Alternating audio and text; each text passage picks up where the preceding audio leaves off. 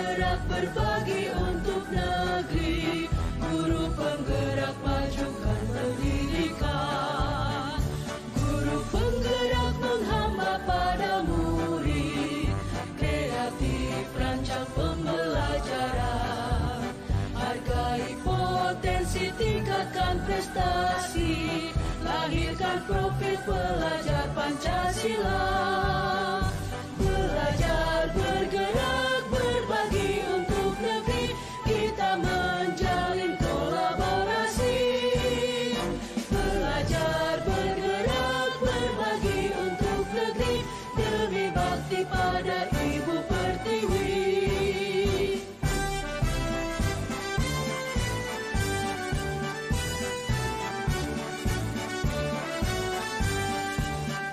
Bulatkan tekad, kuatkan hati, negeri ini memanggilmu kawan.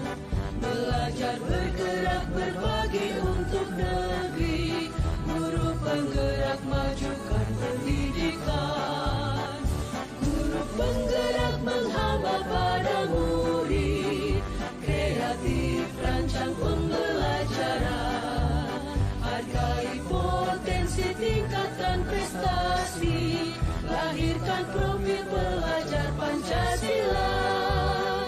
Belajar, bergerak, berbagi untuk negeri, kita menjalin kolaborasi.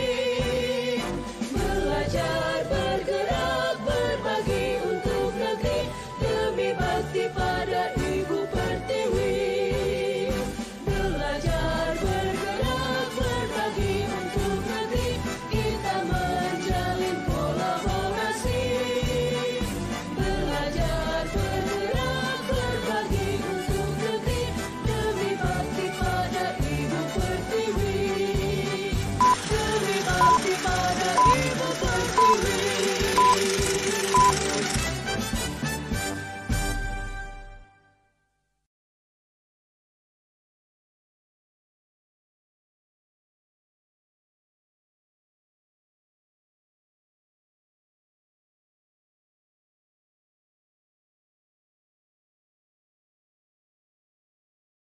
Ada yang bisa saya bantu? Begini Bu Yana, sehari ini kan akan melakukan coaching dengan Kak Rizal, dan sesuai dengan agenda nanti Bu Yana bersedia untuk mencermati coaching yang akan kami lakukan. Baik Bu Lili, dengan senang hati, kebetulan saya hari ini tidak sedang sibuk.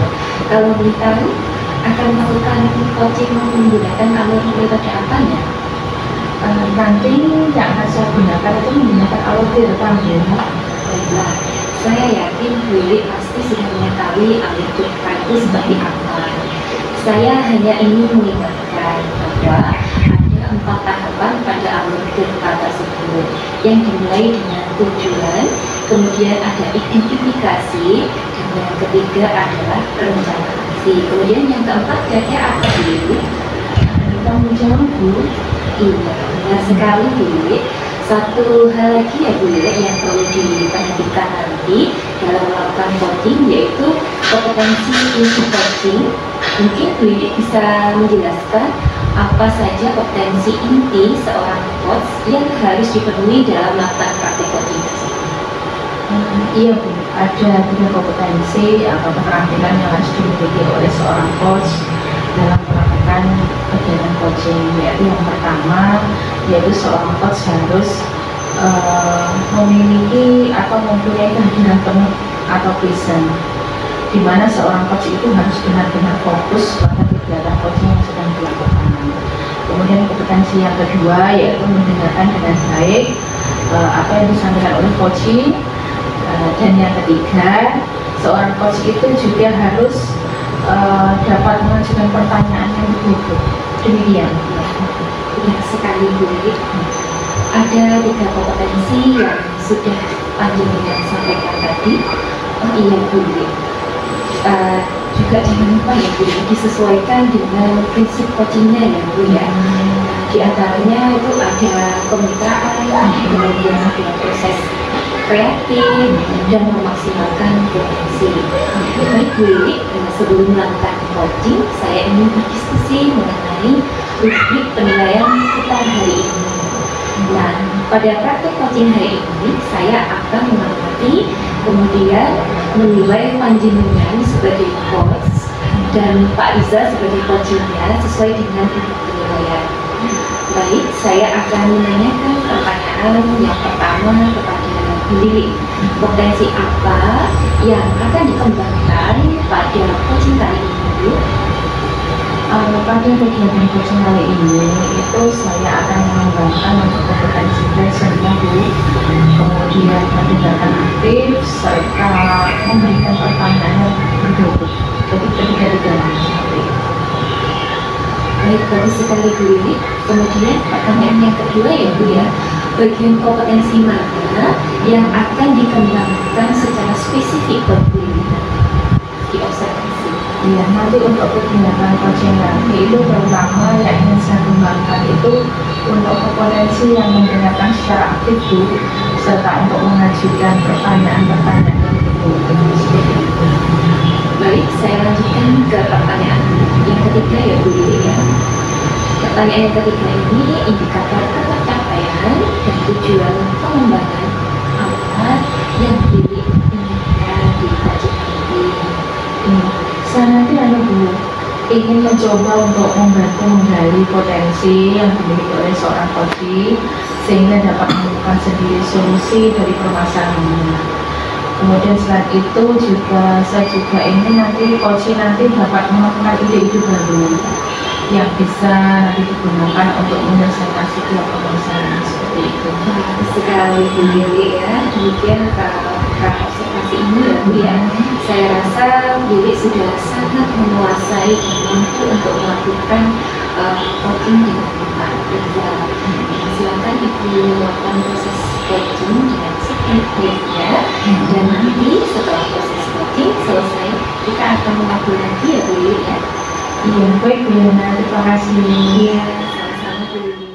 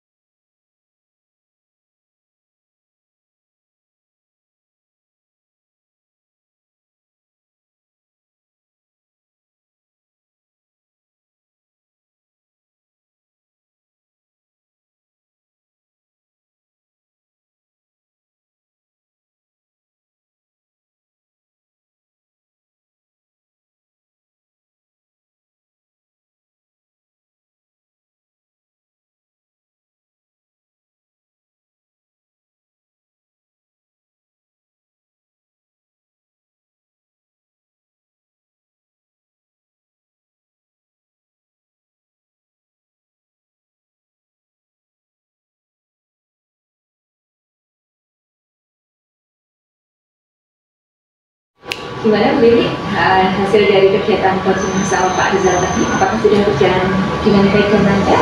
Alhamdulillah Bu, untuk kegiatan coaching tadi telah berjalan dengan lancar. Alhamdulillah. Nah, selanjutnya setelah Bu Lili melakukan coaching dengan Pak Rizal, ada sedikit pertanyaan untuk Bu Lili yang akan saya tanyakan kepada Bu Lili. Ini dijawab. Iya, baik Bu Yana. Baik Bu Lili, pertanyaan yang pertama, apa saja yang sudah didapatkan saat coaching terkait indikator pencapaian yang diinginkan tadi selama coaching Bu Lili? Tadi saat pelaksanaan coaching Bu, itu saya sudah melakukannya dengan menggunakan alur cerita, jadi dengan menanyakan tujuan, kemudian mengidentifikasi, kemudian menentukan rencana aksi, kemudian tanggung jawab. Kemudian saya juga sudah menggali potensi dari coach, di mana coach atau Pak Rizal tadi sudah menemukan solusi dari permasalahan yang dari permasalahan yang dialami oleh Pak Rizal, seperti itu Bu Yana. Berarti Bu Lili sudah berhasil melakukan proses coaching sesuai dengan alur cerita ya? Sesuai dengan yang saya amati tadi Bu, Saya akan menyampaikan hasil dari observasi yang sudah saya lakukan pada kegiatan coaching Wiwik, sudah melaksanakannya sesuai dengan kegiatan. Kemudian, mana tadi sudah menanyakan tujuan, kemudian mengidentifikasi permasalahan yang ada pada coaching. Setelah itu juga di rencana aksi dengan Pak Rizal sudah mengarahkan coaching untuk membuat rencana aksi atau tindakan sebaiknya dilakukan, dan tadi Pak Rizal juga sudah berhasil untuk menemukan rasa tanggung jawab agar rencana aksi yang dilakukan dapat berjalan dengan baik. Kemudian tadi juga saya sudah mendengar percakapannya Ibu dengan coaching. Di situ jenengan sudah melaksanakan 3 kompetensi inti coaching, yaitu yang pertama kehadiran penuh atau presisi, di mana Wiwik di sini benar-benar fokus kepada coaching. Kemudian juga saya mendengarkan juga dengan baik ya apa yang disampaikan oleh coaching, dan yang ketiga Wiwik juga sudah mengajukan pertanyaan-pertanyaan yang terbuka. Seperti itu, Bu? Iya, Bu. Baik, pertanyaan yang terakhir Bu Wiwik ya, sebelum saya tutup, yaitu kompetensi apa lagi yang ingin Ibu Wiwik kembangkan berdasarkan hasil melakukan coaching yang baru saja panjenengan lakukan. Mungkin nanti untuk kedepannya saya juga ingin lebih lagi dalam mengembangkan kompetensi untuk mengajukan pertanyaan yang berbeda, karena dengan hal itu saya dapat menggali potensi yang ada pada coaching, kemudian sehingga nanti coachingnya bisa nanti menemukan solusi dari permasalahan yang dihadapi. Kemudian selain itu agar nanti coaching juga dapat menemukan hal-hal baru atau ide-ide baru dalam menyelesaikan permasalahan yang sedang dihadapi oleh coaching. Kayaknya seperti itu. Ya, baik Bu, semangat ya Bu Wiwik. Semoga kedepannya panjenengan semakin lancar lagi dalam melaksanakan coaching dan sukses selalu untuk panjenengan. Demikian kegiatan observasi kita hari ini. Terima kasih Bu Wiwik. Ya, amin. Sama-sama Bu Yana. Terima kasih banyak ya Bu. Sama Bu Wiwik.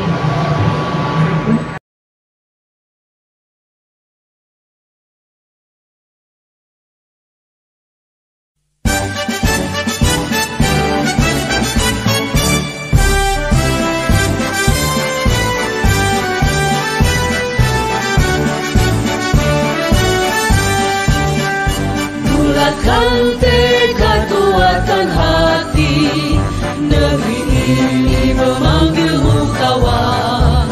Belajar bergerak berbagi.